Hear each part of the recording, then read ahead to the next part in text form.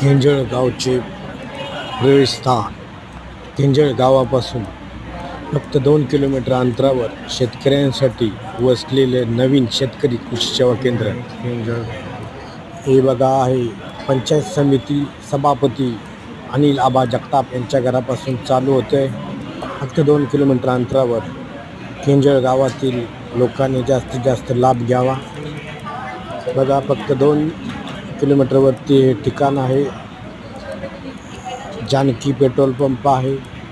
त्या ठिकाणी हे नवीन खते, औषधे, बी बियाणे, सर्व शेतीसाठी लागणारी औषधे माफक दरात मिळतील. या केंद्राचे शेतकऱ्यांसाठी यूट्यूब चॅनलसुद्धा आहे.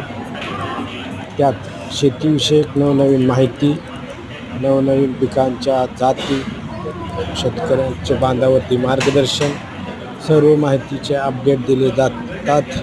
तरी वाई तालुक्यातील तसेच कवठे, किंजळ, सुरूर, वहागाव या गावातील सर्व शेतकऱ्यांनी या कृषी सेवा केंद्राचा जास्तीत जास्त फायदा घ्यावा.